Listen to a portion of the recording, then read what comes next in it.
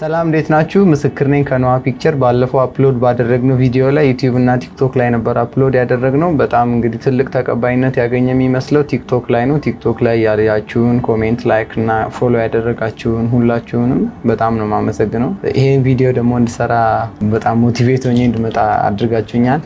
በጣም ነው የማመሰግነው። ዛሬ ደግሞ የመጣሁበት ቪዲዮ እንዴት አድርጋችሁ ስታንዳርድ የሆነ ቪዲዮ፣ ስታንዳርድ የሆነ ክሊፕ፣ ስታንዳርድ የሆነ ቪዲዮዎችን ኤዲት ማድረግ እንዴት እንደምትችሉ ላሳያችሁ ነው የመጣሁት።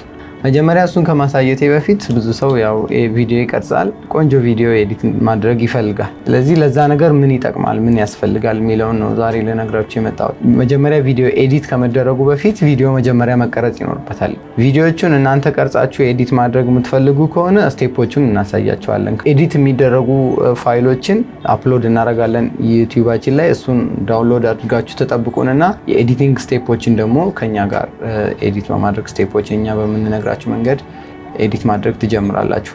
እሱም ከመደረጉ በፊት ግን መጀመሪያ ላይ ኤዲት የምታደርጉበት ሶፍትዌር ደግሞ እንዴት ማውረድ እንዳለባችሁ ዛሬ ያሳያችኋለሁ። በሚቀጥለው ደግሞ ቪዲዮቹን ዳውንሎድ ካደረጋችሁ በኋላ ስቴፖቹን ነግራችኋለሁ። ዳውንሎድ ለማድረግ ዛሬ የምነግራችሁ ሶፍትዌር አዶቤ ፕሪሚየር ፕሮ ይባላል። አዶቤ ፕሪሚየር ፕሮ በጣም ብዙ ትልልቅ ስታንዳርድ የሆኑ ፊልሞች ኤዲት የተደረጉበት ሶፍትዌር ነው። በጣም ትልልቅ አለማችን ላይ ሆሊውድ፣ ቦሊውድ አካባቢ የሚቀረጹ ቪዲዮዎች ኤዲት የሚደረጉበት ሶፍትዌር ነው። እሱን ከየት እንደምታወርዱ አሳያችኋለሁ። ወደ ቪዲዮ እናልፋለን።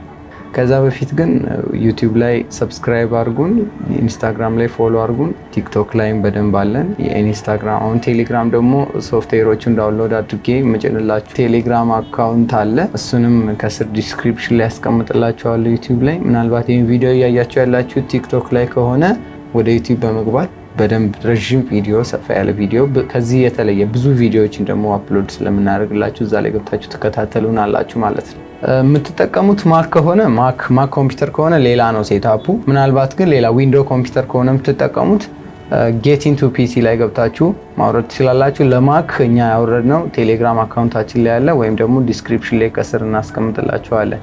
ዊንዶውስ ፕሮግራም ከሆነ የምትጠቀሙት ዊንዶው ላይ ጌት ኢንቱ ፒሲ የዌብሳይት ላይ ገብታችሁ ፍሪ የሆነ ክራክ የተደረገ ፋይል ታገኛላችሁ። ከዛ ላይ ማውረድ ትችላላችሁ። ምናልባት ሊንኩን ከስር ዲስክሪፕሽን ላይ እናስቀምጥላችኋለን። ሶፍትዌሩን ደግሞ ቴሌግራማችን ላይ ታገኙታላችሁ። ምስክር ነኝ ከኖሃ ፒክቸርስ። አመሰግናለሁ። ቴንክ ዩ